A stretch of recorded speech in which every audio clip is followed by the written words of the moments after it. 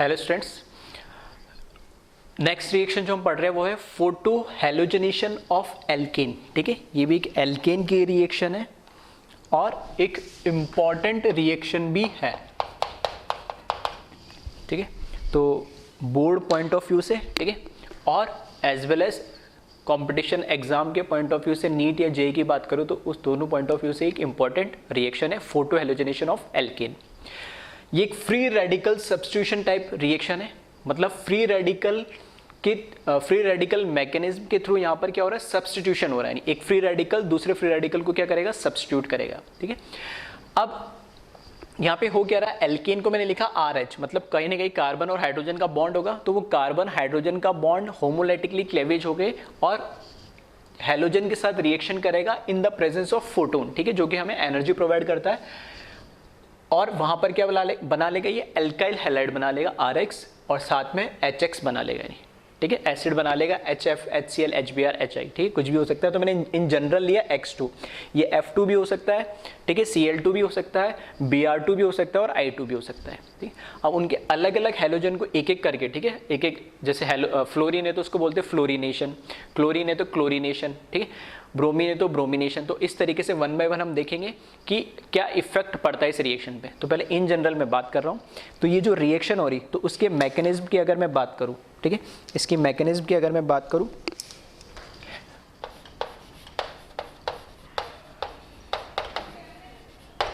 तो मैकेनिज्म फिर से बोलूँ तो बोर्ड पॉइंट ऑफ व्यू से इंपॉर्टेंट है, तो ध्यान रखना इसको।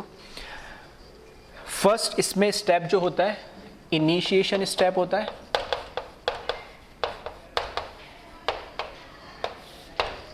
इनिशिएशन स्टेप में जो हमारे पास हैलोजन हमें जो दे रखा है, हैलोजन जो हमें दे रखा है X, ठीक है, वो बॉन्ड होता है, हमें पता है इनके पास क्या होते हैं, तीन तीन लोन पेयर ऑफ इलेक्ट्रॉन होते हैं। ये जो तीन तीन लोन पेयर ऑफ इलेक्ट्रॉन होते हैं, केमिकल बॉन्डिंग में भी हम पढ़ते हैं, जो फोटोन से एनर्जी मिलती है, तो ये इंटर, ठीक है, इलेक्ट्रॉनिक रिपल्शन की वजह से, मतलब इसके लोन पेयर इनके लोन पेयर आपस में रिपल्शन की वजह से इनकी जो बॉन्ड एनर्जी होती है, ठीक है, बॉन्ड एनर्जी बहुत लो होती है। तो यहां पर लो बॉन्ड एनर्जी होती है, ठीक है, हैलोजेंस की, X2 बॉन्ड की, क्योंकि ये इंटर इलेक्ट्रॉनिक रिपल्शन होता है इनके बीच में। इस वजह से, ठीक है, ये रिपल्शन होता है, उसकी वजह से जैसे ही आप फोटोन्स के फॉर्म में इसको एनर्जी मिलेगी और ये क्या हो जाएगा, इजीली ब्रेक हो जाता है, और ये, ठीक है, फ्री रेडिकल के फॉर्म में क्या हो जाएगा, ब्रेक हो जाएगा। ठीक है, अब कई बच्चों का रहता है सर यहाँ पे 6 बनाया या 1 बना दिया, तो 6 नहीं, वो 7 है, तो इस पे ऑलरेडी 6 तो थे ही, एक एक्स्ट्रा इलेक्ट्रॉन, 7वां जो इसका एक्स्ट्रा, मतलब इसका होमोलाइटिक क्लेवेज हुआ, तो ये एक इसका खुद का जो इलेक्ट्रॉन ब्रेक हुआ, ठीक है, होमोलाइटिक क्लेवेज हुआ, तो खुद का इलेक्ट्रॉन है वो दिखाया, बाकी 6 तो थे ही नहीं। ठीक है, तो फ्री रेडिकल इसने बना लिया। नेक्स्ट जो प्रोपगेशन स्टेप होता है इसका,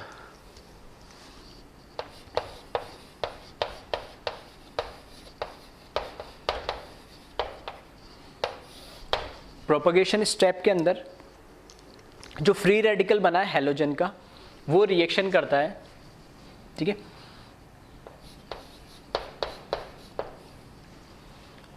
जो प्रोपगेशन स्टेप होता है उसमें फ्री रेडिकल, ठीक है, चाहो तो लिख लेना, मैं स्पेस कम इसलिए लिख दे रहा हूँ, इसको लिख लेना स्टेप 1, फिर इसका आगे लिख लेना स्टेप 2। ठीक है, ऑलरेडी लास्ट लेक्चर में बता चुका हूँ। ये रिएक्शन करेगा इस हैलोजन के फ्री रेडिकल से। जब ये रिएक्शन करेगा तो RH, मतलब कार्बन हाइड्रोजन के बीच में जो बॉन्ड है, ठीक है, ये एक स्ट्रॉन्ग बॉन्ड होता है कार्बन हाइड्रोजन के बीच में, लेकिन ये होमोलाइटिकली क्लेवेज होता है किसके प्रेजेंस पे, इस फ्री रेडिकल के प्रेजेंस पे, और यहाँ पे जो बॉन्ड बनता है, ठीक है, वो बन जाता है R डॉट, या इसको इस तरीके से लिखो और प्रॉपर, अगर मैं इसको ट्रांजिशन स्टेट के फॉर्म में दिखाऊं, ठीक है, तो यहाँ पर जो बॉन्ड बनेगा इस तरीके से,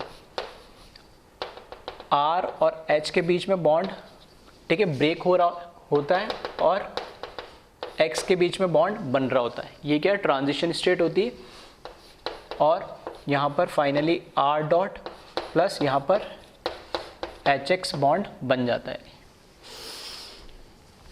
क्लियर है? तो अब ये जो HX बॉन्ड है, ठीक है, एक तो ध्यान रखना, ये HX बॉन्ड होता है, ये एक स्ट्रॉन्ग बॉन्ड होता है, या चलो स्ट्रॉन्ग बॉन्ड ही लिख देते, स्ट्रॉन्ग बॉन्ड लिख दो या हाई बॉन्ड एनर्जी लिख दो, कैसे भी। ये जो इसकी है ट्रांजिशन स्टेट है, ठीक है। नेक्स्ट जो स्टेप होता है उसमें जो ये फ्री रेडिकल बना है, ये जो फ्री रेडिकल बना है वो, क्योंकि ये स्टेप तो हमें पता है इनिशिएशन में एक बार ही होता है, एक बार क्या क्रिएट हो गया हमारे पास फ्री रेडिकल, अब प्रोपोगेशन में रिएक्शन को आगे बढ़ाना होता है, तो HX बनाया, साथ में ये जो फ्री रेडिकल बना, ये फ्री रेडिकल फिर X2 से रिएक्ट करके फर्दर रिएक्शन को क्या करता है, प्रोसीड करता है। तो यहाँ पर नेक्स्ट थर्ड स्टेप में R डॉट हैलोजन के साथ रिएक्शन करेगा और यहाँ पर RX बनाएगा प्लस ये फ्री रेडिकल बना देगा। तो स्टेप 2 और 3 ठीक है रिपीट होते रहेंगे और रिएक्शन को प्रोसीड करेंगे।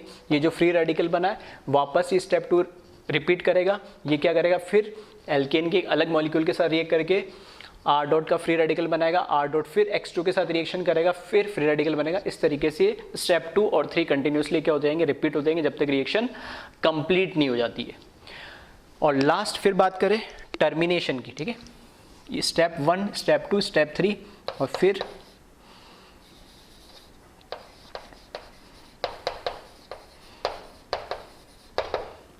टर्मिनेशन स्टेप की अगर मैं बात करूं तो टर्मिनेशन के अंदर क्या क्या पॉसिबिलिटी है। जो फ्री रेडिकल बना है, ठीक है, जो फ्री रेडिकल बना है वही आपस में क्या हो जाए, कंबाइन हो जाए और क्या बना ले, X2 बना ले। दूसरा R डॉट और जो X डॉट बना है, ठीक है, ये दोनों कंबाइन हो जाए। ठीक है, लास्ट लेक्चर में बता चुका हूँ कि पॉसिबिलिटी सारी है, ठीक है, टर्मिनेशन में जो ये बहुत ही रेयर रिएक्शंस होती है, लेकिन पॉसिबिलिटी की बात कर रहा हूँ सारी। दूसरा ये भी हो सकता है कि R डॉट इस एक और R डॉट के साथ ही क्या हो जाए, कंबाइन हो जाए, ठीक है, तो ये भी है।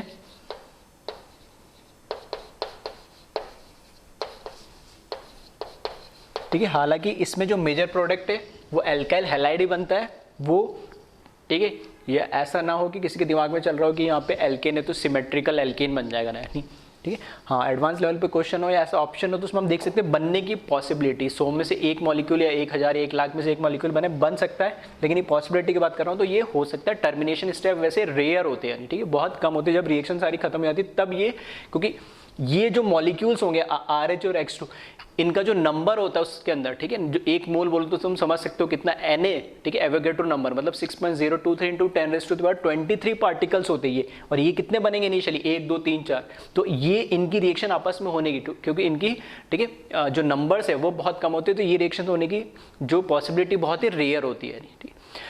तो ये photo halogenation of alkene, photo क्यों बोला गया, क्योंकि ये फोटोन की प्रेजेंस में, ठीक है, फोटोन की प्रेजेंस में रिएक्शन प्रोसीड होती है और एल्केन के साथ हैलोजन की रिएक्शन है, जिसमें इनिशिएशन स्टेप में हैलोजन के बीच में जो बॉन्ड है वो ब्रेक होता है, ठीक है, फ्री रेडिकल में, और उसके बाद प्रोपोगेशन स्टेप में जो फ्री रेडिकल वो एल्केन के साथ रिएक्शन करता है, ट्रांजिशन स्टेट में ये बॉन्ड ब्रेक होता है, ये बनता है, और यहाँ पर क्लियर है, ठीक। अब इसमें एक इंपॉर्टेंट बात है कि इसमें जो RDS रेट डिटरमाइनिंग स्टेप कौन सा होता है, तो इसमें से जो रेट डिटरमाइनिंग स्टेप, देखो ये बॉन्ड तो क्या है, मैंने बोला है कि लो बॉन्ड एनर्जी है, मतलब वीक बॉन्ड होता है तो ये तो इजीली ब्रेक हो जाता है। यहाँ पर क्या है, RH मैंने बोला ये स्ट्रॉन्ग बॉन्ड होता है, RH क्या होता है, स्ट्रॉन्ग बॉन्ड होता है यहाँ पे, ठीक है, RH स्ट्रॉन्ग बॉन्ड होता है, तो ये बॉन्ड ब्रेक होने में काफी टाइम लगाता है। ये बॉन्ड ब्रेक होके हमारे पास क्या बन रहा है, HX बन रहा है, या इसको अगर मैं और सिंप्लीफाइड करूं, ठीक है, क्योंकि HX जो बॉन्ड है उसकी स्ट्रेंथ, ठीक है, डिपेंड किस पे करेगी, X बॉन्ड के साथ। अगर मैं बोलूं HI बॉन्ड की बात करूंगा तो वो थोड़ा वीक बॉन्ड हो जाएगा, और HF बॉन्ड की बात करूंगा तो वो थोड़ा स्ट्रांग हो जाएगा। तो इन जनरल नहीं बोल सकता हूं, हाँ इसको मैं बोल सकता हूं यहां पर कि जो RH बॉन्ड है, ठीक है, ये कैसा है, स्ट्रॉन्ग बॉन्ड है ये। अब ये स्ट्रॉन्ग बॉन्ड है कार्बन और हाइड्रोजन का, ये बॉन्ड ब्रेक हो तब जाके हमें यहाँ पे फ्री रेडिकल मिलेगा, और ये फ्री रेडिकल मिलेगा तो फर्दर ये रिएक्शन यहाँ पे प्रोसीड हो जाएगी, ठीक है। कंफ्यूजन होता है, फर्स्ट में कोई कंफ्यूजन नहीं, इनमें कोई कंफ्यूजन नहीं, सेकंड और थर्ड में से कैसे डिसाइड करें कि RDS क्या है। तो ध्यान से सुनना क्या बोल रहा हूँ, ये एक स्ट्रॉन्ग बॉन्ड है और इससे मुझे फ्री रेडिकल मिल रहा है। यहाँ पर क्या है, ये बॉन्ड तो कैसा है XX, ये वाला बॉन्ड तो कैसा है, वीक बॉन्ड है, तो वीक बॉन्ड तो इजीली ब्रेक हो जाएगा, लेकिन ये स्ट्रॉन्ग बॉन्ड इसके कंपैरिजन में ये टाइम लेगा नहीं, तो ये थोड़ा सा क्या करेगा, स्लो स्टेप होगा। स्लो स्टेप होगा तो कैसा स्टेप बन जाएगा, ये आरडीएस स्टेप बन जाएगा। फिर से सुन लेना क्या बोल रहा हूं, इन दोनों में कंपेयर करना, बाकी यहां तो ठीक है। बॉन्ड एनर्जी क्या है, लो है, वीक बॉन्ड है तो इजीली ब्रेक हो जाएगा, इनकी कोई बात ही नहीं हो रही, टर्मिनेशन में ऐसा कुछ हो ही नहीं रहा है। दो स्टेप है जिसमें से हमें देखना आरडीएस कौन सा है, तो यहाँ पे एक आरएच बॉन्ड हो रहा है, कार्बन हाइड्रोजन बॉन्ड ब्रेक होना है, और यहाँ पे एक्स एक्स बॉन्ड ब्रेक होना है, ठीक है। रिएक्टेंट से प्रोडक्ट ही तो बनाना है हमें, तो ये बॉन्ड तो ऑलरेडी वीक है, तो इसमें तो कोई दिक्कत ही नहीं है। ये बॉन्ड कार्बन हाइड्रोजन बॉन्ड इसके कंपैरिजन में तो स्ट्रांग ही होगा, इसमें तो एज सच कोई रिपल्शन नहीं है, ठीक है। तो इस वजह से यहाँ पे इस बॉन्ड को तोड़ने के लिए हमें एनर्जी चाहिए होगी। तो ये जो स्टेप होता है स्टेप 2, ठीक है, लिख लेना सबके सामने, स्टेप 1, स्टेप 2, स्टेप 3, 4, 5, 6, ठीक है। तो स्टेप 2 इसमें क्या होता है, आरडीएस स्टेप होता है, और आरडीएस स्टेप इसलिए होता है क्योंकि ये क्या है, स्लो स्टेप है, यानी ठीक है, इसके कंपैरिजन में स्लो स्टेप है, इसलिए ये आरडीएस स्टेप होता है। अब यहां पर एचएक्स पे डिपेंड करेगा कि ये रिएक्शन इस एंडोथर्मिक हो गया एक्सो, दोनों पॉसिबिलिटी है, ठीक है। अगर ये स्ट्रॉन्ग बॉन्ड बनता है, स्ट्रॉन्ग बॉन्ड बनता है तो एनर्जी हाई रिलीज करेगा, तो हो सकता है इसमें बॉन्ड को तोड़ने के लिए जितनी एनर्जी चाहिए उससे ज्यादा एनर्जी वो क्या कर दे, रिलीज कर दे, तो कैसा हो जाएगा, ये एक्सोथर्मिक। हो सकता है ये स्ट्रॉन्ग बॉन्ड है और ये बॉन्ड क्या बने, बहुत वीक बने, तो यहां से जो एनर्जी रिलीज हो रही है वो सफिशिएंट नहीं इस बॉन्ड को ब्रेक करने में, तो ये स्टेप कैसा हो जाएगा, एंडोथर्मिक। तो दोनों पॉसिबिलिटी डिपेंड करेगा एक्स वहां पर क्या है, तो उसको हम 1 बाय 1 डिटेल में बात करेंगे। इन जनरल मैंने बात कर दी है, अब हर बार ठीक है जब मैं फ्लोरिनेशन, क्लोरिनेशन, ब्रोमिनेशन, हर एक हैलोजन को अलग इंडिविजुअली डिस्कस करूंगा, तब मैं सारे स्टेप नहीं लिखूंगा, जहां पे डिफरेंस है, जहां पे जो कॉन्सेप्ट है सिर्फ वही बताऊंगा। ये मैंने एक जनरल मैकेनिज्म लिख दिया, क्लियर है, ठीक है। तो इसको एक बार आप कॉपी कर लेना, और इसमें ध्यान रखने वाली बात क्या है, इसी के नीचे लिख लेना, यहां मैं लिख दे रहा हूं। एक तो बॉन्ड एनर्जी का ऑर्डर की मैं बात करूं तो HF सबसे स्ट्रॉन्ग बॉन्ड होता है, फिर HCl, फिर HBr, और उसके बाद HI, ठीक है। नेक्स्ट पॉइंट जो इसमें स्टेप 2 है, स्टेप 2 क्या है, स्टेप 2 इज आरडीएस रहता है हमेशा। आरडीएस क्यों रहता है, क्योंकि कार्बन हाइड्रोजन का बॉन्ड स्ट्रांग होता है, इसको तोड़ने के लिए हमें एनर्जी चाहिए, वो हो सकता है एंडोथर्मिक भी हो, एक्सोथर्मिक भी हो, वो डिपेंड करेगा एक्स क्या है इसमें, क्लियर है। और ये बॉन्ड लो बॉन्ड एनर्जी की होती है, और वो मैं बता चुका हूं, क्योंकि इसमें इंटर इलेक्ट्रॉनिक रिपल्शन होता है, इसलिए ये बॉन्ड वीक होता है, इजिली ब्रेक हो जाता है। तो एक बार पहले इसको कॉपी कर ले, फिर 1 बाय 1 डिस्कस करते हैं।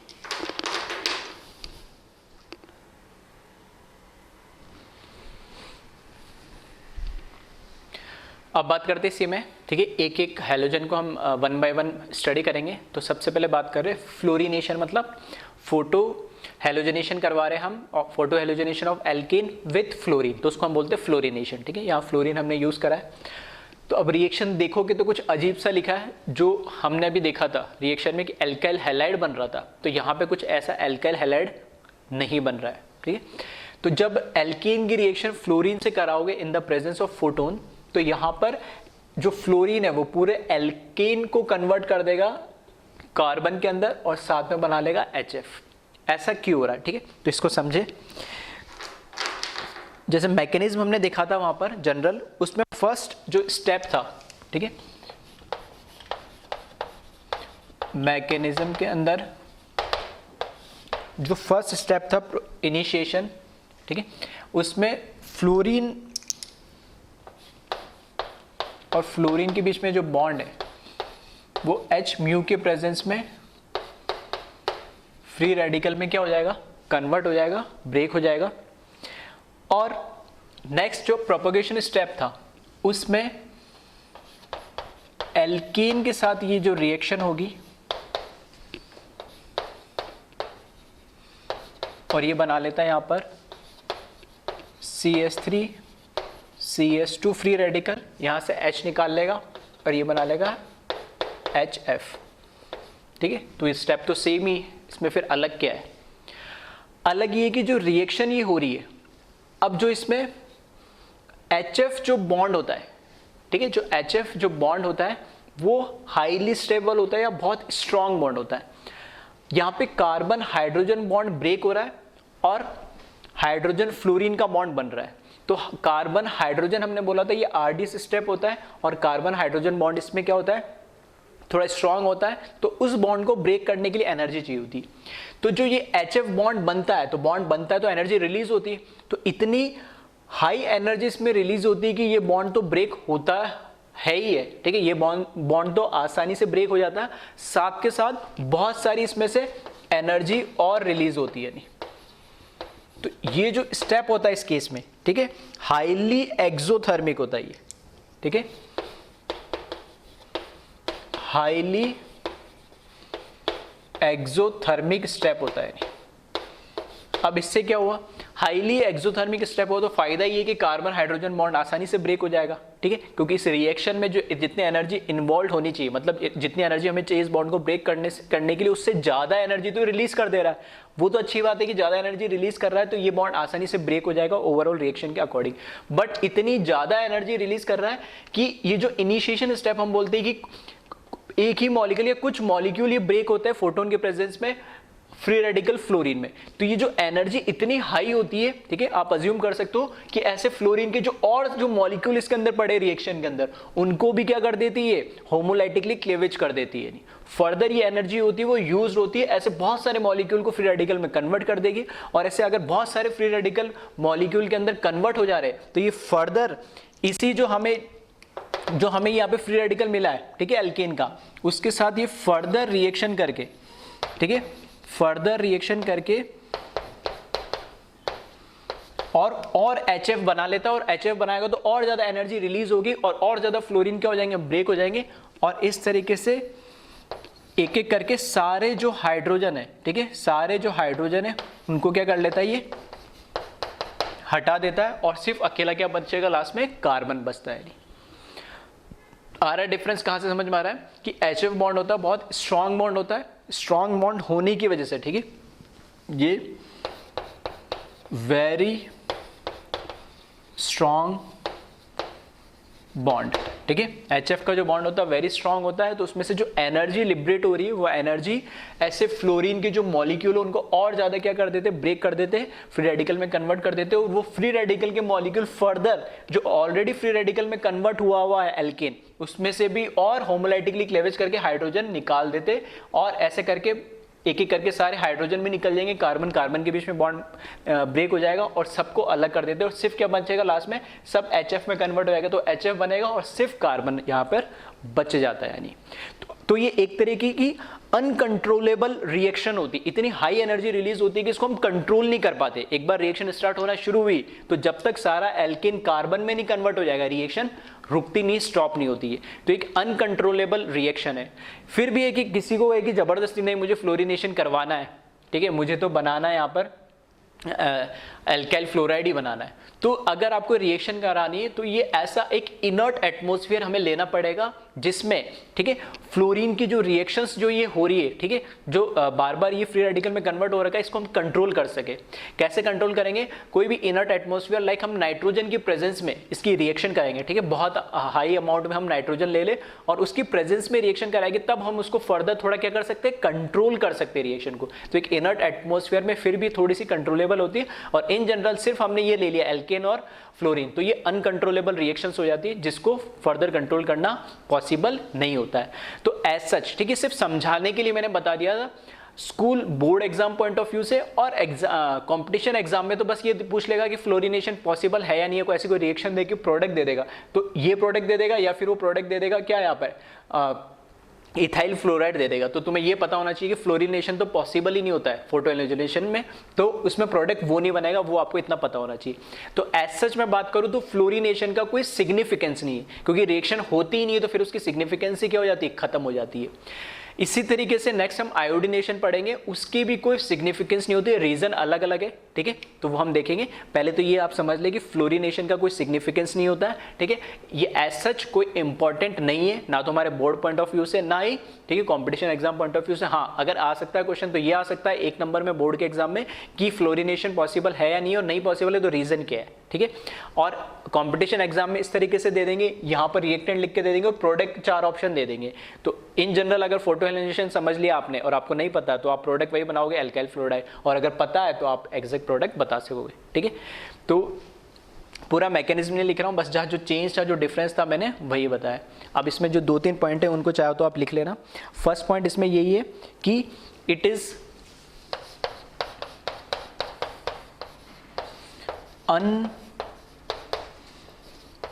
Uncontrollable reaction because huge amount of energy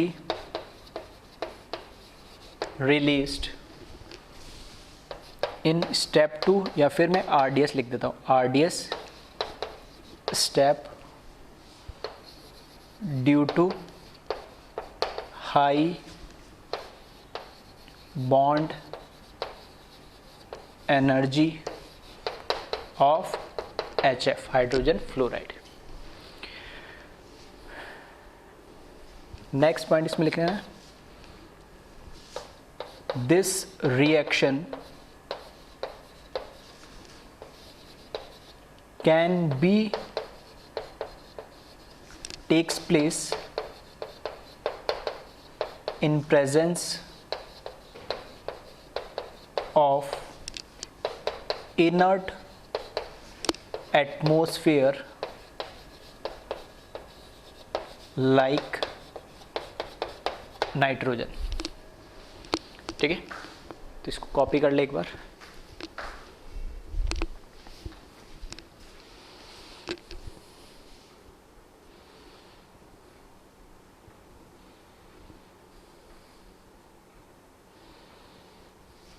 जी, और चाहो तो एक पॉइंट और लिख लेना, hence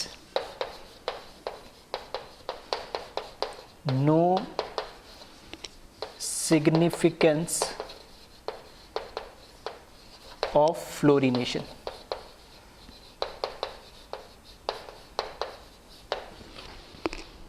ठीक है, एक बार, ठीक है, वैसे तो बोल के लिखा है समझ में आएगा, फिर भी मैं एक बार रीड कर देता हूँ इनकेस कहीं कुछ समझ नहीं आ रहा हो तो। फर्स्ट पॉइंट मैंने लिखा है, it is uncontrollable reaction because huge amount of energy released in RDS step due to high bond energy of HF। ठीक है, this reaction can be takes place in presence of inert atmosphere like nitrogen. और third point लिखा, hence no significance of fluorination. ठीक है, तो इसको एक बार copy कर ले। नेक्स्ट इसमें हेलोजन है। ठीक है, फ्लोरीन के बाद मैंने क्लोरीन ब्रोमीन ना लेके आयोडीन ले लिया। ठीक है, आयोडीन इसलिए लिया है क्योंकि ये भी जैसे फ्लोरिनेशन का कोई सिग्निफिकेंस नहीं होता, रिएक्शन नहीं होती, वैसे आयोडीनेशन भी रिएक्शन का कोई एज सच सिग्निफिकेंस नहीं होता है। इसके एज सच क्वेश्चंस तो हमें देखने को भी नहीं मिलेंगे, ना जनरली इस पे क्वेश्चंस पूछे जाते हैं, क्योंकि इसका भी एज सच कोई सिग्निफिकेंस नहीं है। तो सिग्निफिकेंस क्यों नहीं है, दोनों के रीजन अलग है। फ्लोरिनेशन का मैं बता चुका हूँ, ठीक है, आयोडीनेशन का बता रहा हूँ। तो रिएक्शन को देखोगे तो ही देखने में थोड़ी सी अजीब सी लग रही है कि यहाँ पर रिवर्सिबल रिएक्शन का सिंबल कैसे आ गया। नहीं, ठीक है, तो क्या है इसमें प्रॉब्लम वो देख लेते हैं हम। स्टार्टिंग करता हूँ मैं मैकेनिज्म से। ठीक है, उस केस में, फ्लोरीन के केस में तो प्रोडक्ट ही कुछ अलग बन जा रहा था। इस केस में एटलीस्ट आयोडीन लिया तो वो एल्काइल हैलाइड तो बन रहा है। ठीक है, लेकिन इसमें प्रॉब्लम क्या वो देख लेते हैं। तो इसमें जो फर्स्ट स्टेप होता है इनिशिएशन स्टेप, उसमें आयोडीन होमोलाइटिकली क्लेवेज हो जाएगा फ्री रेडिकल के अंदर, और ये जो फ्री रेडिकल है ये RH के साथ, ठीक है, एल्कीन के साथ ये रिएक्ट करेगा।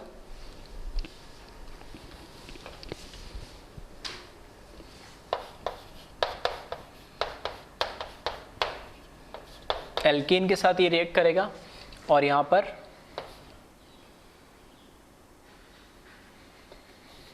R डॉट बनाता है फर्स्ट स्टेप में, और यहां पर क्या बना लेगा, HI बना लेगा। ठीक है, यही होता है RDS स्टेप।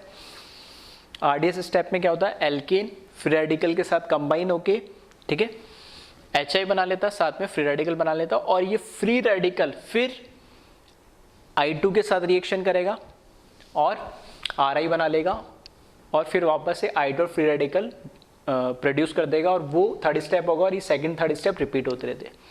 लेकिन अब इस स्टेप में प्रॉब्लम क्या है, प्रॉब्लम वहाँ पे भी सेकंड स्टेप में थी और यहाँ पे भी सेकंड स्टेप में ये कि यहाँ पर एक बॉन्ड बन रहा है HI और यहाँ बॉन्ड बन रहा है एक RH। दोनों को कंपेयर करूं तो जो HI बॉन्ड होता है, ठीक है, ये कैसा होता है, वीक बॉन्ड होता है, ये होता है वीक बॉन्ड, जबकि HF वहां पर कैसा था, स्ट्रॉन्ग बॉन्ड। और इसके कंपैरिजन में जो RH मतलब कार्बन हाइड्रोजन का बॉन्ड है, ये कैसा है, स्ट्रॉन्ग बॉन्ड है, जबकि HF के कंपैरिजन में ये कैसा था, वीक बॉन्ड था। तो वहां HF के कंपेयर करके बता रहा हूं, HF में RH बॉन्ड कैसा था, वीक, और HF था स्ट्रॉन्ग।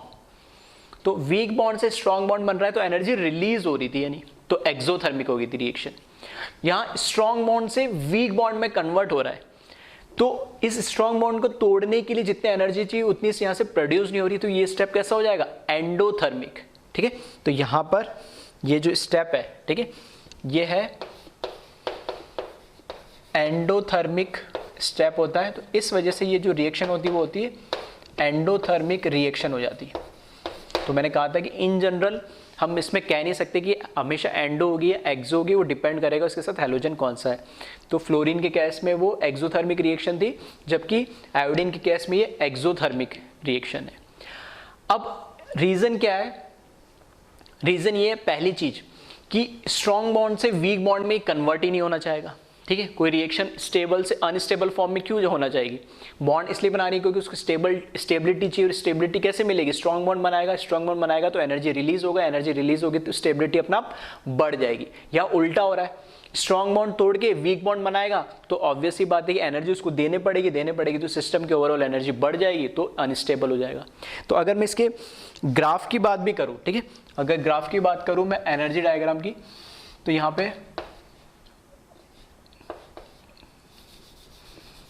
पे प्रोग्रेस ऑफ रिएक्शन बढ़ रही है, और यहाँ पर अगर एनर्जी डायग्राम है तो इसका जो ग्राफ होता है, ठीक है, जो इसका ग्राफ होता है इस तरीके से आपको देखने मिलेगा। यहाँ पर मेरा बनेगा प्रोडक्ट जिसकी एनर्जी क्या होगी, हाई, और यहाँ पर होगा मेरा रिएक्टेंट जिसकी एनर्जी लो। ये यहाँ पर ट्रांजिशन स्टेट बन जाएगी, ये यहाँ से यहाँ तक एक्टिवेशन एनर्जी। तो इस तरीके से स्टेबल से अनस्टेबल में रिएक्शन नहीं होना चाहिए। एक रीजन तो ये एनर्जी वाला, क्योंकि स्टेप कैसा, एंडोथर्मिक। दूसरी बात की रिवर्सिबल कैसे हो गई, तो रिवर्सिबल ऐसे हो गई है कि यहाँ पे जो HI बना है, इनकेस जैसे भी मैंने करके इसको एनर्जी देके ये रिएक्शन मैंने करवा दी, ठीक है, स्टेप करवा दिया, और यहाँ पर मेरे पास HI बन गया। तो जो HI बन गया, ये हाइड्रोजन आयोडाइड जो बना है, ये स्ट्रॉन्ग कैसा है, रिड्यूसिंग एजेंट है, यानी ठीक है, HI कैसा है, एक रिड्यूसिंग एजेंट, जहाँ I पे क्या -1 ऑक्सीडेशन स्टेट है। तो ये जो रिड्यूसिंग एजेंट है, ये रिड्यूसिंग एजेंट क्या करता है, दूसरे को क्या करेगा, रिड्यूस करेगा, और खुद क्या होगा, ऑक्सीडाइज। तो ये -1 से ऑक्सीडाइज होके खुद तो चला जाता है I2, जिसमें ऑक्सीडेशन स्टेट है इसकी 0।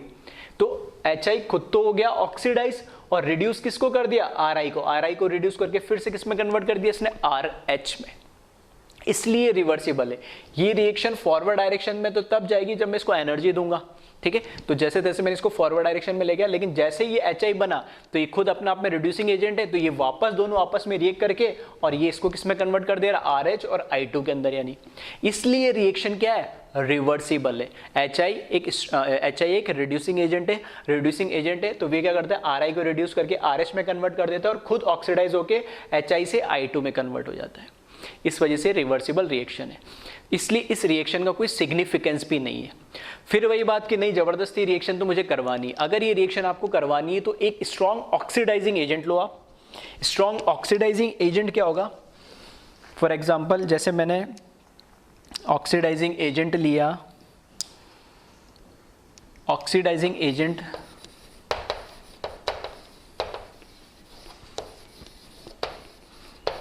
Strong oxidising agent like HNO3 ले लिया मैंने, और HiO4 ले लिया, जिसमें इसका ऑक्सीडेशन स्टेट कितना है, +5, यहाँ इसका ऑक्सीडेशन स्टेट कितना है, +7, ठीक है।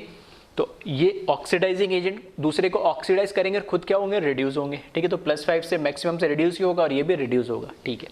अब यहाँ पर क्या है कि जो हमारे पास HI है, जो HI है, ठीक है, ध्यान से सुनना, HI की रिएक्शन जब मैं HNO3 या HiO4 के प्रेजेंस में कराऊंगा तो ये इसको कन्वर्ट कर देता I2 में।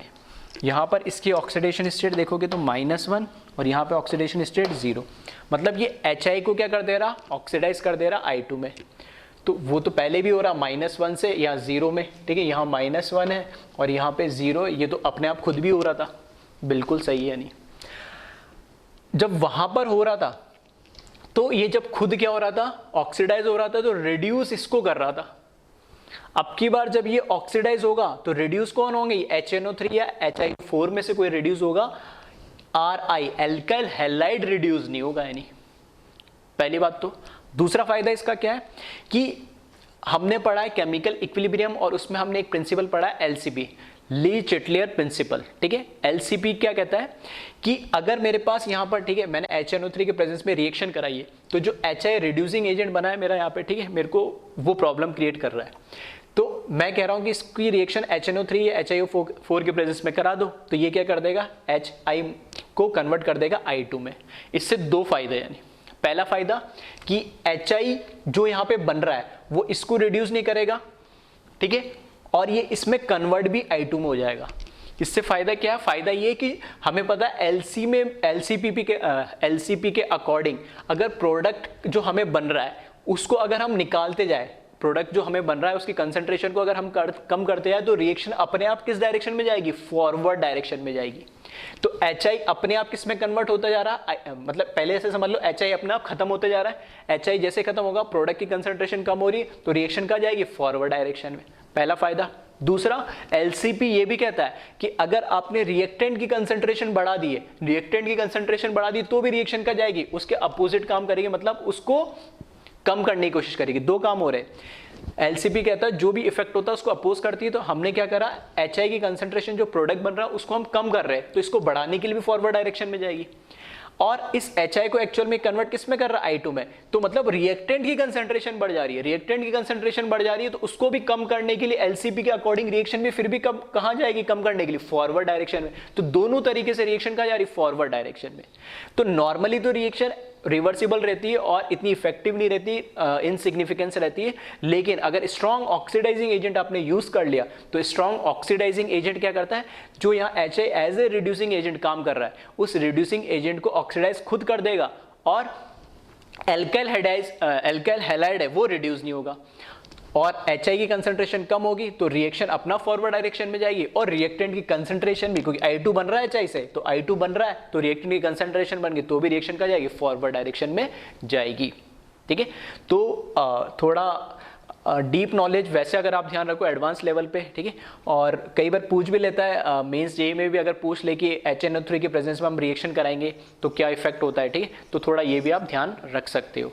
तो फिर से बोल रहा हूँ, फ्लोरिनेशन और आयोडीनेशन का सिग्निफिकेंट एज सच इंपॉर्टेंट नहीं है, लेकिन दोनों रिएक्शन का सिग्निफिकेंस क्यों नहीं है वो मैंने, ठीक है, साइड बाय साइड रीजन को एक्सप्लेन कर दिया है। तो एक बार इसको पहले आप कॉपी कर ले, और ये कुछ पॉइंट्स है वो मैं लिख देता हूँ, उसको भी आप नोट कर लेना ताकि फ्यूचर में आपको याद रखने में आसानी रहे।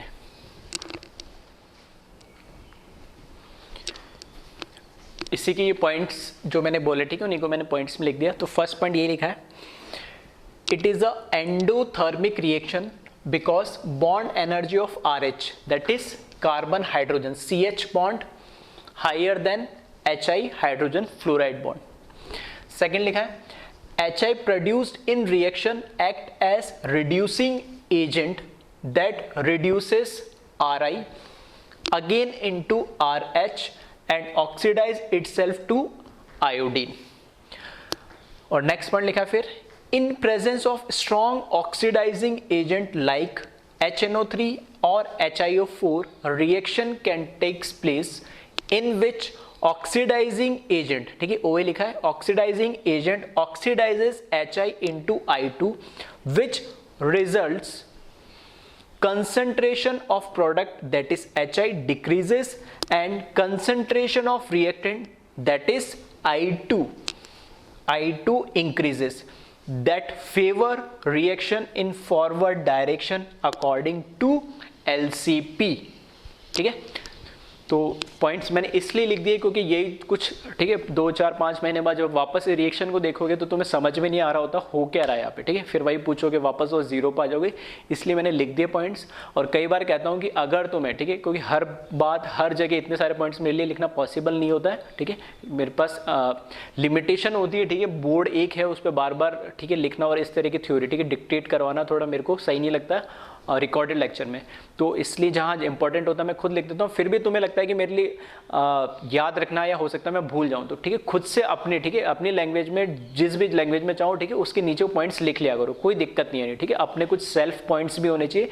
हो सकता है किसी बच्चे के लिए वो याद रखना आसान रहे, उसको पता हो पहले से और वो उसको याद हो गया होगा ये बात, तो बार बार जैसे जीओसी में बोलता हूँ, जीओसी में ये पढ़ा हमने, आइसोमर में ये पढ़ा, बार बार यूज़ होता है, तो उसके लिए कोई नॉर्मल बात है। जिसको लगता है कि नहीं मुझे याद नहीं रहेगा, ये वहाँ का रेफरेंस है, तो वहाँ लिख लिया करो साइड में छोटा सा, अलग पेन से, अलग कलर से, कुछ भी है नहीं, ठीक है, ताकि बाद में जब रिविजन करो उसको पढ़ो तो तुम्हें रेफरेंस पता हो और यहाँ पे जो भी रीज़न है वो आपको क्लियर हो, ठीक है, क्योंकि रीज़न और फैक्ट्स थोड़े से पता होते हैं तो चीज़ों को याद रखना आसान होता है। याद तो सब कुछ रखना ही पड़ेगा आपको, लेकिन एक रेफरेंस होने से उन चीज़ों को, ठीक है, याद रखना थोड़ा आसान होता है, अदरवाइज याद रखने में वैसे बहुत मुश्किल होती है, ठीक है। तो एक बार इन पॉइंट्स को नोट कर ले और फिर हम आगे बढ़ेंगे क्लोरीनेशन पे।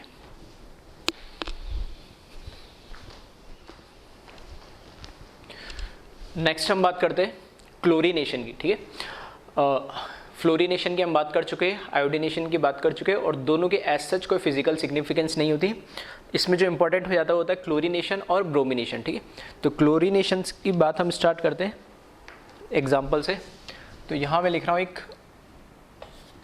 एल्कीन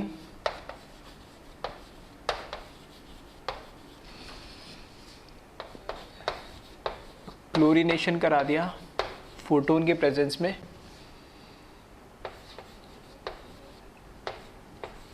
तो यहाँ पर हमें देखने को मिलता है कि दो तरह के प्रोडक्ट मिल रहे हैं। एक तो ये मिल रहा है 1 डिग्री वाला और एक 2 डिग्री वाला प्रोडक्ट मिल रहा है। पॉसिबिलिटी दो है कि या तो यहाँ से हाइड्रोजन है, यहाँ से, दोनों 1 डिग्री, तो कैसे बना लो वो आइडेंटिकली बनेंगे, तो मैंने यहाँ से निकाल दिया। एक तो ये 1 डिग्री वाला प्रोडक्ट बना दिया, 1 डिग्री कार्बन से हाइड्रोजन, और एक 2 डिग्री कार्बन से हाइड्रोजन हटा के ये बना दिया। तो क्लोरीनेशन में जितने भी पॉसिबल प्रोडक्ट्स होते, मतलब जितने भी फ्री रेडिकल्स उसमें बन सकते हैं एज ए इंटरमीडिएट, वो सारे प्रोडक्ट बनाने होते हैं, ठीक है। हाँ, वो बात अलग है कि कोई मेजर बन सकता है, माइनर बन सकता है, लेकिन ये रिएक्शन जो होती है इसको हम बोलते हैं नॉन सिलेक्टिव नेचर, ठीक है। नॉन सिलेक्टिव नेचर का मतलब क्या है कि इसमें हम ऐसा नहीं बोल सकते कि यही बनेगा, यानी एक ही प्रोडक्ट बनेगा और ये मेजर अमाउंट में बहुत ज़्यादा बनेगा। हाँ, इसमें ये कि जितने भी पॉसिबल प्रोडक्ट होंगे वो सारे बनाने चाहेंगे, क्योंकि हर एक प्रोडक्ट को ये रिएक्शन क्या करती है, फेवर करती है। तो किस तरीके से फेवर करती है, तो थोड़ा सा हम इसका मैकेनिज्म का आइडिया लेके समझते हैं इसको, ठीक है। डिटेल मैकेनिज्म ऑलरेडी हम देख चुके हैं, यहाँ बस मैं जहाँ जहाँ जो इंपॉर्टेंट चीज़ है वही बताना चाह रहा हूँ। फर्स्ट स्टेप में हमें पता है जो हैलोजन है वो फ्री रेडिकल के अंदर क्या हो जाता है, ब्रेक हो जाता है, तो यहाँ पर ये फ्री रेडिकल बनेगा नहीं, ठीक है। उसके बाद जो हमारे पास एल्केन है, मैंने अभी रिएक्शन करवा दी 1 डिग्री जो हमारे पास कार्बन है उस हाइड्रोजन के साथ हम होमोलाइटिक क्या कर रहे, इसका क्लेवेज करवा रहे, और ये इस तरीके से ब्रेक हो जा रहा बॉन्ड, और यहाँ पर हमारे पास HCl बन जाएगा। इस फ्री रेडिकल के साथ हाइड्रोजन का फ्री रेडिकल कंबाइन होकर HCl बना लेगा, और हमारे पास ये एल्कीन का free radical as a intermediate बन जाएगा, ठीक है। अब यहाँ हो क्या रहा है, यहाँ पर CH2H जो है एज कंपेयर टू HCl, ये बॉन्ड है वीक, तो यहाँ पे वीक बॉन्ड जो है ब्रेक हो रहा है, और यहाँ पर क्या है, स्ट्रॉन्ग बॉन्ड वो बन रहा है, ठीक है। वीक बॉन्ड ब्रेक हो रहा है और स्ट्रॉन्ग बॉन्ड बन रहा है। तो ये जो स्टेप होता है, ठीक है, ये जो स्टेप होता है ये होता है एक्सोथर्मिक, ठीक है, एक्सोथर्मिक होता है क्योंकि जब वीक बॉन्ड ब्रेक होगा तो कम एनर्जी चाहिए होगी ब्रेक करने के लिए, और स्ट्रॉन्ग बॉन्ड बनेगा तो ज़्यादा एनर्जी रिलीज होगी। तो एनर्जी ज़्यादा रिलीज हो रही है, कंज्यूम कम हो रही है, तो ओवरऑल रिएक्शन में से क्या करेगी, एनर्जी रिलीज करेगी। और अगर ऐसा ना हो, ठीक है, दूसरी कंडीशन में लेके चल रहा हूँ कि अगर 1 डिग्री से लेके 2 डिग्री से करीब बनाता है तो CH3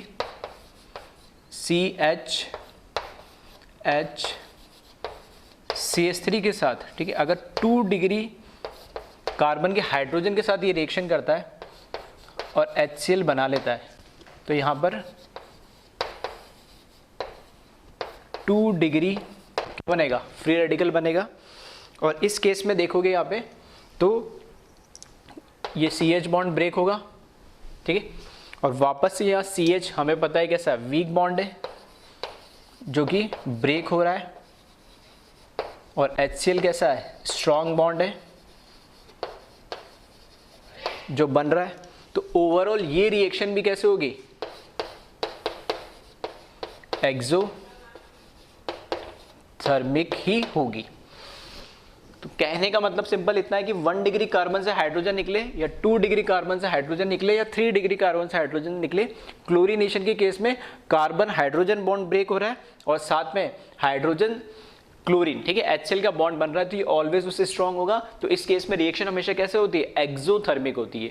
इसलिए हमने बोला नॉन सिलेक्टिव, इसलिए बोला क्योंकि सारे प्रोडक्ट बना सकती है। जब ये भी यहाँ से भी, ठीक है, अब वो कम या ज़्यादा बनाए, ठीक है, वो अलग बात है, कितना परसेंटेज बनेगी उसकी कैलकुलेशन भी हम देखेंगे, लेकिन यहाँ पर प्रोडक्ट बनने की पॉसिबिलिटी दोनों है, सारे प्रोडक्ट बनेंगे। अब यहाँ पे दो ही तरह, अगर मेरे पास 3 ऐसा प्रोडक्ट होता है जिसमें 3 डिग्री भी है, ठीक है, या और किसी भी तरीके का मेरे पास फ्री रेडिकल है, तो उस केस में भी वो सारे प्रोडक्ट बनेंगे। इस वजह से इस रिएक्शन को नॉन सिलेक्टिव इन नेचर बोलते हैं। नॉन सिलेक्टिव का मतलब कि मैं चाह रहा हूँ कि इसमें एक ही प्रोडक्ट बनेगा या नहीं, तो ऐसा नहीं है, जितने भी पॉसिबल प्रोडक्ट होंगे वो सारे बनेंगे या नहीं, ठीक है। तो इसमें ध्यान रखना, फर्स्ट पॉइंट तो इसमें, ठीक है, एक बार पहले इसको कॉपी कर ले, फिर मैं लिख देता हूँ कुछ पॉइंट्स इसमें, और रीज़न भी आपको अब समझ में आ गया होगा कि क्यों ऐसा हो रहा है, ठीक है। रीज़न सिंपल सा यही है कि यहाँ पर जो स्टेप होता है, ठीक है, क्योंकि ये स्टेप की ही क्यों बात कर रहे हैं, क्योंकि ये जो स्टेप है, ये स्टेप RDS स्टेप होता है, यही तो डिसाइड करेगा सब कुछ। तो ये जो RDS स्टेप है, ये एंडोथर्मिक भी हो सकता है, एक्सोथर्मिक भी हो सकता है। इस केस में क्लोरीन के केस में कैसा है, ये एक्सोथर्मिक है, और इस RDS स्टेप में हमें पता लग रहा है कि ओवरऑल रिएक्शन कैसी है, ये एक्सोथर्मिक है। एक्सोथर्मिक है तो रिएक्शन क्या आसानी से हो जाएगी, और आसानी से रिएक्शन हो रही है तो इसमें जितने भी पॉसिबल प्रोडक्ट है वो सारे हमेशा बनेंगे नहीं, ठीक है। तो इसको एक बार कॉपी कर ले।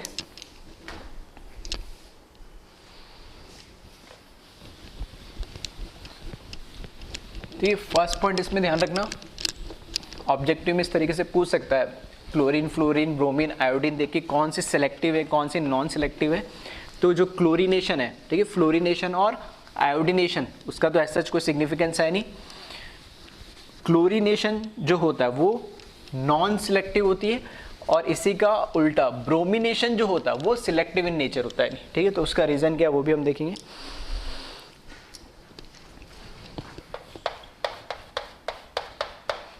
It is non selective in nature, ठीक है। तो ये नॉन सिलेक्टिव होती है नेचर के अंदर, और रीज़न मैंने बता दिया, ठीक है। अब बात हो रही है कि नॉन सिलेक्टिव तो ठीक है, समझ में आ गया, लेकिन इसके अंदर हम कैसे डिसाइड करेंगे कि कौन सा प्रोडक्ट ज़्यादा बनेगा या किसका अमाउंट कम बनेगा। तो इसमें 2 फैक्टर होते हैं जो डिसाइड करते हैं कि हमारे पास रिएक्शन में प्रोडक्ट कौन सा ज़्यादा बनेगा। इसमें एक होता है रिएक्टिविटी फैक्टर, और दूसरा होता है कितने नंबर ऑफ हमारे पास हाइड्रोजन है, 1 डिग्री, 2 डिग्री या 3 डिग्री, ठीक है। तो अगर मैं बात करूं, 2 फैक्टर है यहाँ पर, 2 factors affecting percentage of product. First है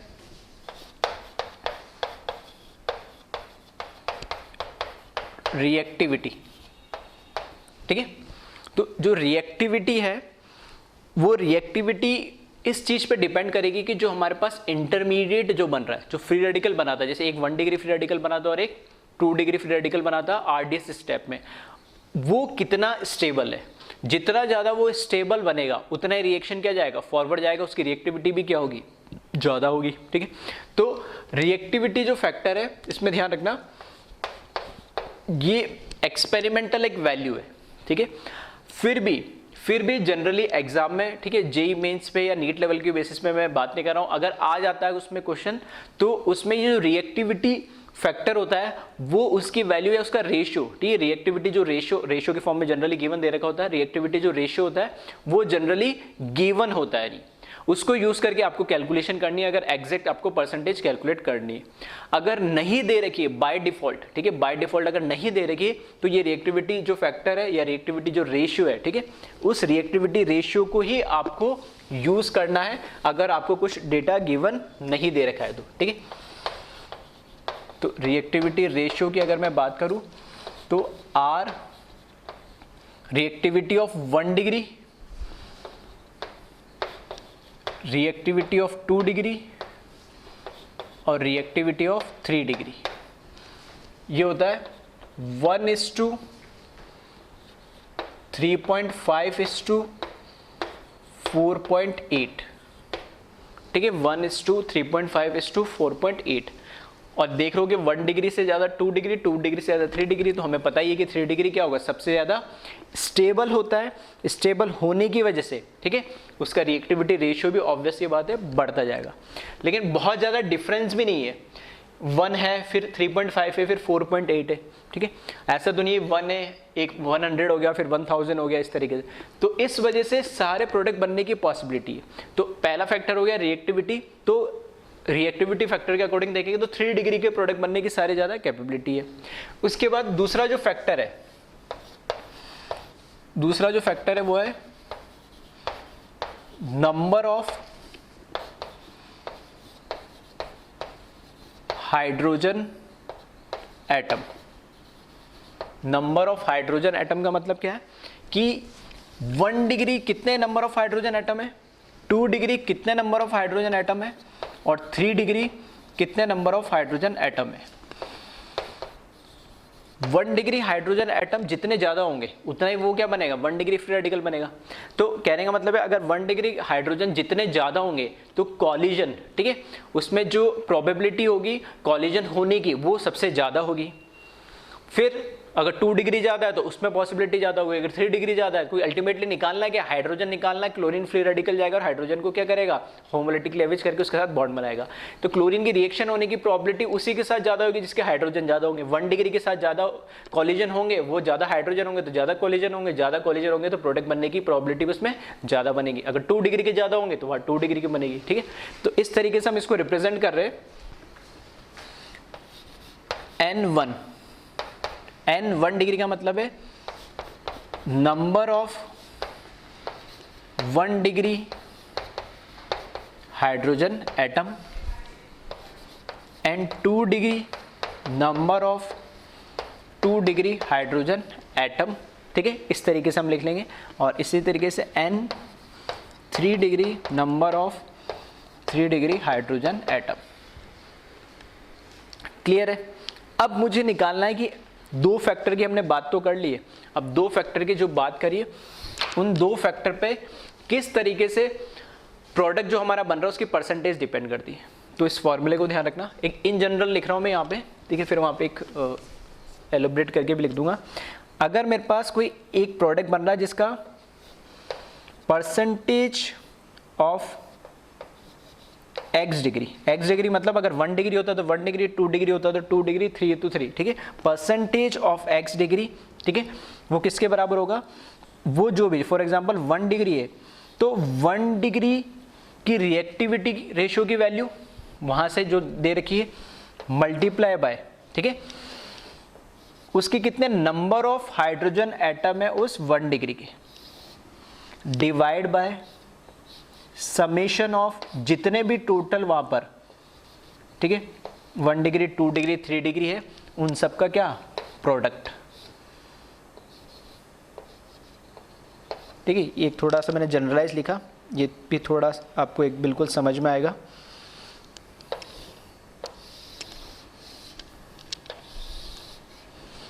ठीक है, क्या मतलब है इसको देख लेते हैं। फॉर एग्जाम्पल अगर मुझे 1 डिग्री प्रोडक्ट, जैसे अभी पिछला जो मैंने एग्जाम्पल लिया था उसमें एक 1 डिग्री बन रहा था और एक 2 डिग्री बन रहा था। अगर मुझे 1 डिग्री का प्रोडक्ट निकालना है, कितना परसेंटेज बनेगा, तो परसेंटेज ऑफ 1 डिग्री प्रोडक्ट कितना बनेगा, तो परसेंटेज कैसे निकालूंगा, reactivity of 1 degree multiply by number of hydrogen of 1 degree. ठीक है, अब डिवाइड बाय टोटल। वहां पे हमारे पास सिर्फ 2 ही टाइप के थे, 1 डिग्री और 2 डिग्री। अगर 3 डिग्री होता तो भी डिनोमिनेटर में सबका क्या करता, मैं समेशन करता। तो R 1 degree into N1 degree plus R 2 degree multiply by N2 degree plus R 3 degree multiply by N3 degree, इस तरीके से। ठीक है, अगर मुझे 2 डिग्री का निकालना है, अगर मुझे परसेंटेज ऑफ 2 डिग्री निकालना है, देखो अगर 2 ही प्रोडक्ट होते तब तो मैं क्या करता, इसको कैलकुलेट करता और परसेंटेज, ठीक है परसेंटेज है तो यहाँ पे क्या आ जाएगा 100 आ जाएगा, इधर भी 100 लिख लेना है ना, क्योंकि हम परसेंटेज निकाल रहे हैं एक्चुअली। तो मल्टीप्लाई बाय 100।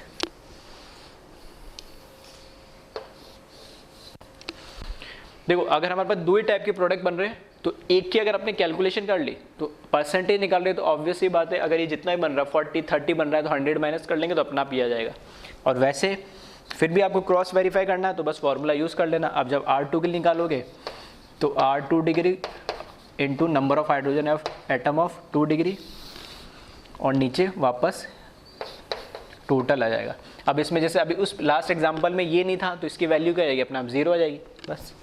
तो R1 into N1 plus R2 into N2 plus R3 into N3 multiply by 100, क्योंकि हमें परसेंटेज निकालनी है। इसी तरीके से परसेंटेज ऑफ 3 डिग्री भी आप लिख सकते हो। तो एक बार इसको कॉपी कर ले और फिर इस पर एक क्वेश्चन हम प्रैक्टिस करते हैं। ठीक है, तो 2 चीज़ ध्यान रखनी है, अगर ये रेशियो आपको गिवन नहीं दे रखा है, ठीक है, तब तो आपको यही यूज़ करना है 1:3.5:4.8, सिर्फ किसके लिए, क्लोरीनेशन के लिए। ब्रोमिनेशन के लिए अलग वैल्यू होती है। और अगर दे रखी है, ठीक है, रिएक्टिविटी रेशियो अगर आपको दे ही रखा है तब तो फिर कोई प्रॉब्लम नहीं। और नंबर ऑफ हाइड्रोजन एटम तो आप मॉलिक्यूल देख के उससे कैलकुलेट कर ही सकते हो। तो इस पर क्वेश्चन देखें।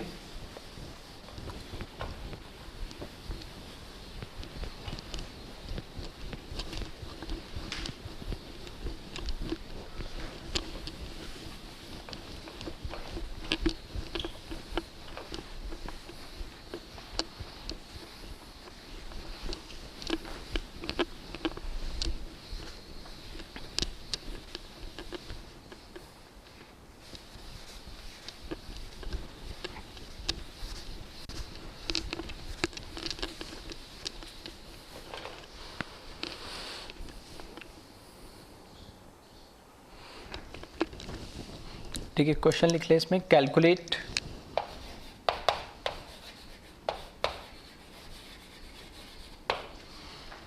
Percentage of overall monochloro product of given reactant. Calculate percentage of all monochloro product of given reactant. ठीक है, तो एक ही इसमें एग्जांपल देख लेते हैं।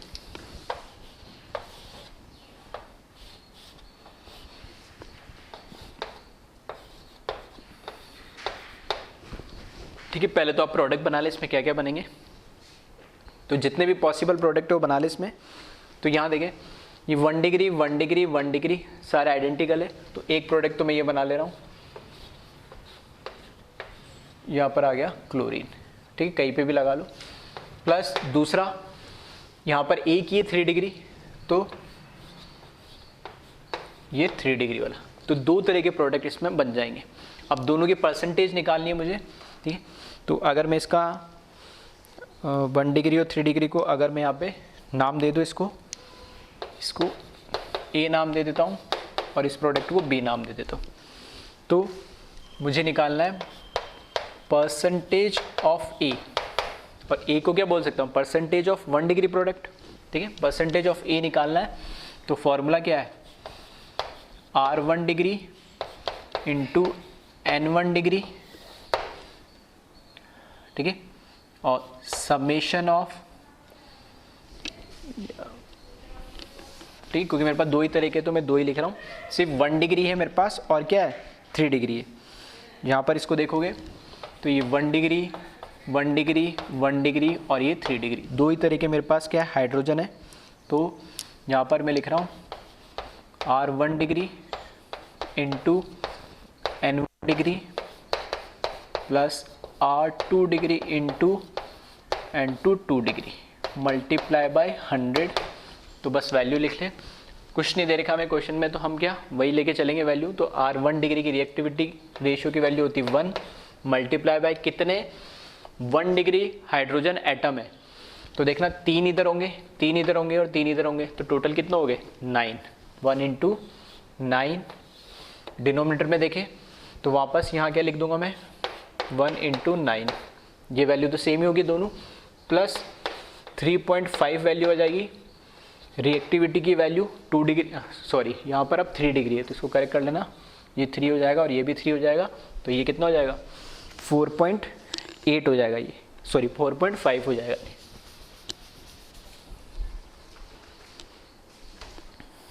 ठीक है, तो 4.5 हो जाएगा इंटू 4.5, और यहाँ पे हाइड्रोजन कितना होंगे, यहाँ पे 1 2 3 वैलेंसी होती होगी, तो एक ही हाइड्रोजन तो बचा है, तो इंटू यहाँ पर क्या जाएगा 1 आ जाएगा मल्टीप्लाई बाय 100। तो बस इसको आप कैलकुलेट कर ले, और इसको जब आप कैलकुलेट करेंगे, ठीक है, तो इसकी वैल्यू कैलकुलेट होके, ठीक है, मैं डायरेक्ट लिख रहा हूँ, एक बार उसको क्रॉस वेरीफाई आप कर लेना है नहीं, ठीक है। तो ये समथिंग 66% आएगी कुछ, ठीक है, तो 66.66% आएगी। अब आपको जो परसेंटेज ऑफ बी निकालना है, ठीक है, क्योंकि मेरे पास अब 2 ही प्रोडक्ट, 3 होते तब मेरे को कम से कम 2 की तो परसेंटेज निकालनी पड़ती, लेकिन 2 ये तो मैं क्या करूँ, एक तो निकाल लूँ यहाँ पर 100 माइनस परसेंटेज ऑफ ए, तो अपना आप मुझे पता लग जाएगा 33.33% आ जाएगा। और ऐसे नहीं निकालना चाहता तो इसको क्रॉस वेरीफाई करना है, तो इसमें क्या करो वैल्यू पुट कर लो इसकी और इसको चेक कर लो,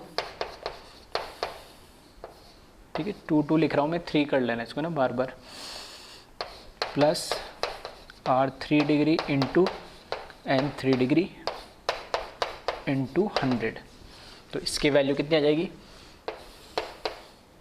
4.5 इंटू कितना है 1 ही है इसकी वैल्यू, और यहाँ पर 1 इंटू 9 प्लस 4.1 इंटू 1 इंटू 100, तो इसको आप कैलकुलेट कर लेना, ये 33.33% आएगी, ठीक है। तो इस तरह के जो क्वेश्चंस हैं जनरली वो ठीक है जेई में पूछे जा सकते हैं, नीट में भी, ठीक है, रेयरली पूछे जा सकते हैं। अगर पूछते भी है जेई मेंस में या नीट में, तो जनरली रिएक्टिविटी रेशियो दे रखा होता है, नंबर ऑफ हाइड्रोजन एटम तो आप मॉलिक्यूल देख के पहचान ही लोगे, तो फॉर्मूला आप ध्यान रखना, ठीक है। जनरल फॉर्म जो है ये इसका, ये फॉर्मूला ध्यान रखना, जिस भी कंपाउंड का आपको निकालना है परसेंटेज, उसका रिएक्टिविटी रेशियो कौन सा है, 1 डिग्री 2 डिग्री 3 डिग्री, उस पर उसके नंबर ऑफ हाइड्रोजन एटम कितने हैं 1 डिग्री 2 डिग्री 3 डिग्री के, डिवाइड बाय टोटल सारा आ जाएगा। और एडवांस पॉइंट ऑफ व्यू से देखूँ तो कई बार वैल्यूज नहीं गिवन होती है, तो एटलीस्ट ये ध्यान रखना, ठीक है, जो रिएक्टिविटी रेशियो का फैक्टर होता है। तो एक तो ये क्वेश्चन है थोड़ा न्यूमेरिकल टाइप का बन सकता है इसमें, ठीक है, जेईई मेंस में इंटीजर टाइप बन सकता है, अगर पॉसिबल हो सकता है इस तरह का क्वेश्चन है। अब बात करते हैं दूसरे टाइप के क्वेश्चन जो इंपॉर्टेंट है, ठीक है, मेंस और नीट के हिसाब से भी, तो वो लिख ले। टोटल उसमें प्रोडक्ट पूछेगा इंक्लूडिंग स्टीरियो आइसोमर या स्ट्रक्चर आइसोमर, ठीक है, किसी भी तरीके से, तो मैं टोटल प्रोडक्ट की बात कर रहे हैं इंक्लूडिंग स्टीरियो आइसोमर। तो यहाँ पर क्वेश्चन में चेंज कर दे रहा हूँ इसको, ठीक है, इसको कॉपी कर लेना।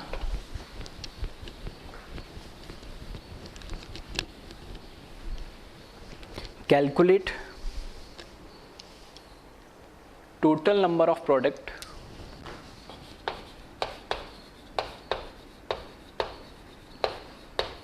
calculate total number of product including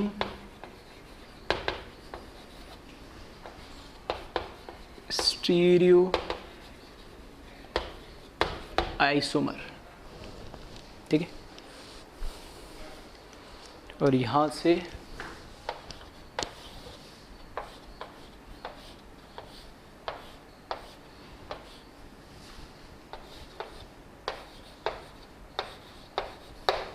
ठीक है, इसके आपको बताना है टोटल नंबर ऑफ प्रोडक्ट्स क्या बनेंगे। तो एक बार आप वीडियो को पॉज करके और ट्राई कर ले और उसके बाद वेरीफाई कर लेना आंसर।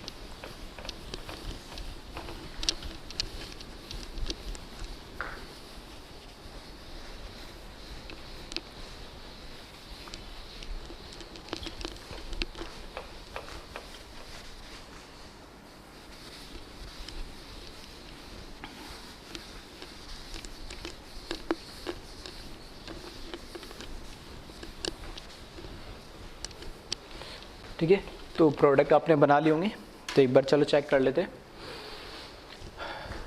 देखो क्लोरीनेशन है तो टोटल पॉसिबल प्रोडक्ट्स, ठीक है, क्योंकि नॉन सिलेक्टिव है तो हम ऐसा नहीं कि एक ही स्पेसिफिक प्रोडक्ट बना सकते हैं, नॉन सिलेक्टिव है तो सारे प्रोडक्ट हमें बनाने पड़ेंगे। तो सारे प्रोडक्ट बनाने पड़ेंगे। तो स्टार्ट कर रहा हूँ मैं यहाँ से, ये क्या 1 डिग्री है तो यहाँ पर क्लोरीन लग जाएगा, प्लस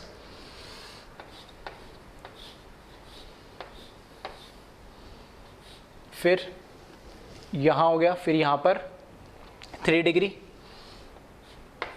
तो यहाँ पर लग जाएगा,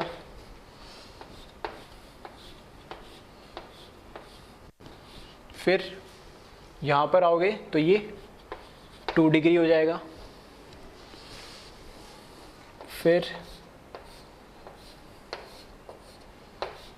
ये भी 2 डिग्री है, ये भी 2 डिग्री, लेकिन ये 2 डिग्री देखोगे तो प्रोडक्ट अलग मिलेगा, ठीक है, ये 2 डिग्री अलग प्रोडक्ट देगा और ये वाला 2 डिग्री अलग देगा, तो एक प्रोडक्ट यहाँ से मिल जाएगा, प्लस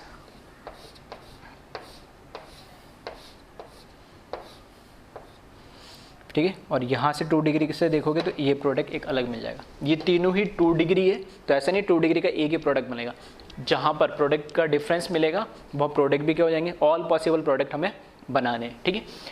इसके अलावा देख लीजिए और कोई प्रोडक्ट हमारा बन सकता है क्या, ठीक है, तो यही बनेंगे। फिर इधर आ जाओगे, ठीक है, इस साइड आ जाओगे तो वापस वो आइडेंटिकल हो जाएगा इसके, यहाँ आ जाओगे तो आइडेंटिकल हो जाएगा फर्स्ट वाले के, और बाकी ये प्रोडक्ट तो हमने बना ही लिए। ये तो टोटल मैंने स्ट्रक्चर आइसोमर स्ट्रक्चर बना लिए। अब इसमें कोई स्टीरियो क्या क्या पॉसिबल हो सकते हैं वो देख ले। फर्स्ट वाले के केस में, ठीक है, यहाँ देखेंगे तो ये लेफ्ट और राइट, ठीक है, इधर वाला और इधर वाला बॉन्ड क्या है, बिल्कुल सेम है, तो कायरल सेंटर पॉसिबल हो ही नहीं सकता, ठीक है। यहाँ आ जाए तो यहाँ पे भी कायरल सेंटर पॉसिबल यहाँ पर तो नहीं है, ठीक है, क्योंकि लेफ्ट और राइट इसमें भी क्या है, सेम है, ठीक है। यहाँ आ जाए, इसमें एक मिथाइल एक लेफ्ट साइड में ये चल रहा है, एक राइट साइड में, जो लेफ्ट और राइट आपके पास इधर हाइड्रोजन है और इधर क्लोरीन है, तो ये वैलेंसी दोनों अलग होगी और एक बाय डिफॉल्ट हाइड्रोजन है, तो एक कायरल सेंटर तो ये हो गया। दूसरा देखना, इस वाले कार्बन पे क्लोरीन लगा है, एक जो नहीं दिख रहा वो हाइड्रोजन होगा, ये अलग हो गया, ये अलग हो गया, तो एक कायरल सेंटर ये हो गया, 2 कायरल सेंटर है इसके अंदर। और स्टीरियो में हमने पढ़ा था कि 2 कायरल सेंटर है, 2 कायरल सेंटर है, तो टोटल नंबर ऑफ प्रोडक्ट क्या बनेंगे, 2 की पावर 2 4, ठीक है, फॉर्मूले से लिख दिया, नहीं तो वैसे भी समझ सकते हो, इधर एक R और S 2 बनेंगे, इधर भी R और S 2 बनेंगे, तो जब ये इधर R होगा तो उसके एक बार इसके साथ RR और एक RS 2 प्रोडक्ट हो गए, फिर जब इधर S लूंगा तो इसका R तो SR और इसका फिर SS, तो टोटल कितने हो जाएंगे 4 प्रोडक्ट, ठीक है। तो 2 की पावर 2 जितने कायरल सेंटर है 2 की पावर लिख के 4 प्रोडक्ट बना दिए यहाँ पे। यहाँ पे देखेंगे तो एक ही बनेगा, यहाँ पे भी एक ही बनेगा। इसमें देखें वापस से यहाँ पे देखें मिथाइल लेफ्ट, ये राइट क्लोरीन आने से अलग हो गया, हाइड्रोजन है तो ये भी एक कायरल सेंटर है, और यहाँ पर क्लोरीन हाइड्रोजन और लेफ्ट टू राइट इसका भी, ये भी एक कायरल सेंटर है। वापस 2 कायरल सेंटर आ गए, तो टोटल नंबर ऑफ प्रोडक्ट इसमें कितने बनेंगे, इसमें भी 4 बनेंगे। यहाँ पर ये लेफ्ट और राइट बिल्कुल सेम हो गए, इसके लिए भी सेम हो गए, तो यहाँ पे प्रोडक्ट सिर्फ क्या मिलेगा, एक ही मिलेगा। तो टोटल प्रोडक्ट की अगर मैं बात करूँ, ठीक है, total product including stereo isomer कितना हो जाएगा, 1 + 2 + 4 6 10 और 11, ठीक है। 11 इसका क्या आ जाएगा, आंसर आ जाएगा, ठीक है। सिंगल सिंगल बनेंगे,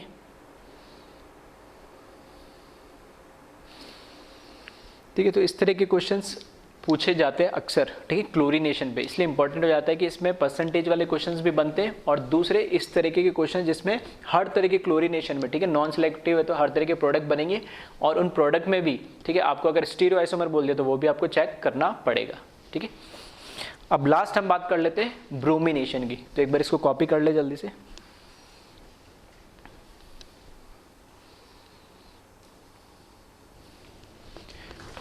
अब आ जाइए ब्रोमिनेशन।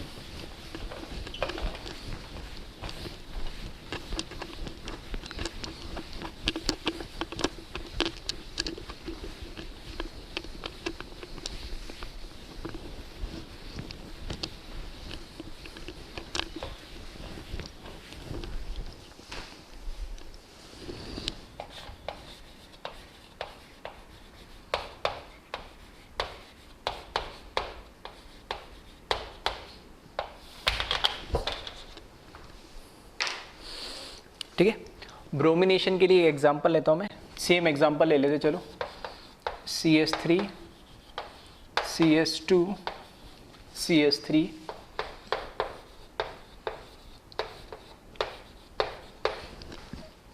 तो यहाँ पर जो मुझे प्रोडक्ट मिल रहा है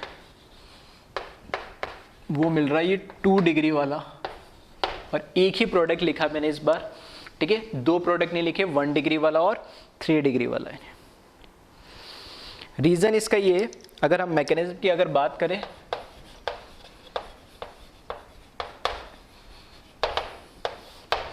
तो फर्स्ट स्टेप में जब ब्रोमीन फ्री रेडिकल बन जाएगा तो ये रिएक्ट करेगा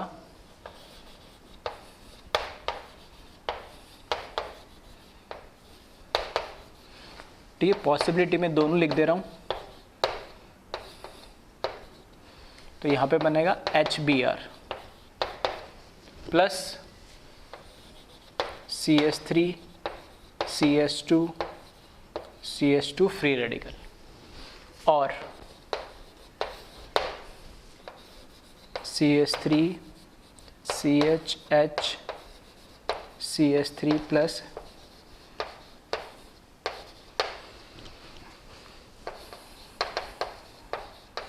और यहाँ पर बन जाएगा 2 डिग्री फ्री रेडिकल। अब इस केस में क्या हुआ, लिखा मैंने दोनों में सेम ही है जैसे क्लोरीन में लिखा था, बस फर्क यहाँ पर यह आ गया कि यहाँ पे ये जो बॉन्ड ब्रेक हो रहा है कार्बन हाइड्रोजन का होमोलाइटिकली, तो CH बॉन्ड की जो बॉन्ड एनर्जी, ठीक है, एज कंपेयर टू HBr, ये इसके कंपैरिजन में कैसा होता है, स्ट्रॉन्ग बॉन्ड होता है, और ये कैसा होता है, वीक बॉन्ड होता है। तो सेम यहाँ पर भी ये क्या है, स्ट्रॉन्ग बॉन्ड है, और ये क्या है, वीक बॉन्ड है। तो इससे क्या होगा, बॉन्ड स्ट्रॉन्ग ब्रेक हो रहा है और वीक बॉन्ड बन रहा है, तो ये रिएक्शन, ठीक है, ये रिएक्शन कैसे होती है, एंडोथर्मिक होगी। जबकि क्लोरीनेशन कैसी थी, एक्सोथर्मिक थी यानी, ठीक है। तो दोनों में डिफरेंस ये। दूसरा, ये रिएक्शन है सेलेक्टिव, नॉन सेलेक्टिव प्रोडक्ट नहीं बनाया मैंने, मतलब ये 1 डिग्री वाला जो प्रोडक्ट है ना, ये तो बनना ही नहीं चाहेगा, बनेगा कौन सा, ये 2 डिग्री वाला। और रीज़न इसका कि जो इसका रिएक्टिविटी रेशियो है, ठीक है, क्योंकि हमने बोला तो 2 फैक्टर पे डिपेंड करेगा कितना परसेंटेज बनेगा, एक होता है रिएक्टिविटी फैक्टर और दूसरा क्या, नंबर ऑफ हाइड्रोजन एटम। तो रिएक्टिविटी जो फैक्टर है वो रिएक्टिविटी फैक्टर का बहुत ज़्यादा इसमें क्या है, डिफरेंस है। यानी रिएक्टिविटी फैक्टर या रिएक्टिविटी रेशियो की अगर मैं बात करूं तो रिएक्टिविटी रेशियो जो ब्रोमिनेशन के केस में, ठीक है, तो वो है 1:82:1600। वहाँ क्या था 1:3.8:4.5, ठीक है, 2 या 3 डिजिट का फर्क था, या 1 से डायरेक्ट 80 टाइम्स, तो ये हो गया। और इसका ऑलमोस्ट देख सकते हो आप कितना हो गया यानी, ठीक है, ऑलमोस्ट 20 टाइम्स हो गया यानी, ठीक है। 160 कर दे, 80 मान के कर दो, मैं कितना आ जाएगा, तो 160 और उसमें भी 10 लगा दो, ठीक है, तो 20 टाइम्स हो गया। तो इतना रिएक्टिविटी रेशियो यानी मतलब इनका रिएक्टिविटी फैक्टर या रिएक्टिविटी में ही इतना डिफरेंस आ गया कि मेजरली जो प्रोडक्ट बनेगा वो वही बनेगा जो ज़्यादा स्टेबल फ्री रेडिकल इंटरमीडिएट बनाएगा। तो यहाँ 1 डिग्री भी बना रहा है, यहाँ पे 2 डिग्री भी बना रहा है, तो 1 डिग्री वाला प्रोडक्ट हमें इतना ऑब्जर्व नहीं होगा, ठीक है, एज कंपेयर टू 2 डिग्री। दिख ही रहा 82 टाइम्स, ठीक है, 80 टाइम्स ऑलमोस्ट ज़्यादा है। तो हम ऐसा बोल सकते हैं कि जितना ज़्यादा स्टेबल फ्री रेडिकल होगा उतना ही वो प्रोडक्ट हमें मेजरली मिलेगा। चाहो तो सेम, ठीक है, फॉर्मूला वही है। अगर आपको परसेंटेज निकालना है तो फॉर्मूला वही यूज़ करेंगे आप, फॉर्मूले में कोई चेंज नहीं है जो क्लोरीनेशन में यूज़ करा था, बस रिएक्टिविटी रेशियो के अंदर जो उसकी R1 डिग्री, R2 डिग्री और R3 डिग्री ये वैल्यूज चेंज हो जाएगी और फॉर्मूला क्या रहेगा, सेम रहेगा। और तुमको पता भी, अब यहाँ से आप कैलकुलेट करोगे तो ये वैल्यू इतनी बड़ी है कि हमेशा तुम्हें क्या मिलेगा, अगर 1, 2, 3 तीनों प्रेजेंट होंगे तो 3 डिग्री वाला मेजर प्रोडक्ट मिलेगा, वो परसेंटेज में बहुत ज़्यादा मिलेगा। अगर ये नहीं होगा तो 2 डिग्री वाला ज़्यादा मिलेगा, ठीक है। कुछ नहीं, तब बात है 1 डिग्री वाली। इसलिए क्योंकि इस केस में हो क्या रहा है, दोनों स्टेप 1 डिग्री से कर लो, 2 डिग्री से कर लो, 3 डिग्री से कर लो, सारे स्टेप कैसे है, एंडोथर्मिक है। तो एंडोथर्मिक होने की वजह से ये रिएक्शन फॉरवर्ड डायरेक्शन में वही ज़्यादा जाना चाहेगी जिसके अंदर स्टेबल कार्बोकेटाइन या स्टेबल इंटरमीडिएट जो हमारा free radical, stable free radical जो बनेगा वही रिएक्शन ये क्या करेगा, ज़्यादा फेवर करेगा। इसलिए हमें इसमें क्या मिलता है, एक ही तरह का प्रोडक्ट मिलता है। तो इसमें ध्यान रखना, पहली चीज तो ये रिएक्शन कैसी होती है, एंडोथर्मिक होती है, और दूसरी ये रिएक्शन सेलेक्टिव इन नेचर होती है, ठीक है। तो मैं यहां लिख देता हूं, ठीक है, ये जो रिएक्शन होती है सेलेक्टिव इन नेचर होती है। तो बिल्कुल क्लोरीनेशन से उल्टा है, क्लोरीनेशन नॉन सेलेक्टिव होती है जबकि ये ब्रोमिनेशन क्या होती है, सेलेक्टिव होती है। क्लोरीनेशन एक्सोथर्मिक होती है जबकि ब्रोमिनेशन कैसे प्रोसेस होता है, एंडोथर्मिक होता है। रिएक्टिविटी रेशियो में भी आपको डिफरेंस नजर आएगा, ठीक है।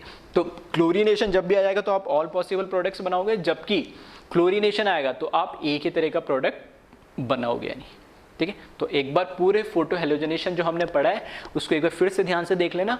और इसमें जो इंपॉर्टेंट है वो है क्लोरीनेशन, सबसे ज़्यादा इंपॉर्टेंट, और उसके बाद आता है ब्रोमिनेशन की वैल्यू। हाँ, फ्लोरीनेशन क्यों नहीं होता, आयोडीनेशन क्यों नहीं होता, उसका रीज़न मैंने बता दिया, चाहो तो उसको आप ध्यान रख सकते हो। Otherwise exam point of view से देखें तो सबसे इंपॉर्टेंट क्लोरीनेशन और उसके बाद ब्रोमिनेशन, और परसेंटेज का पूछ ले तो फॉर्मूला और इनका रिएक्टिविटी रेशियो को आप ध्यान रखें, ठीक है।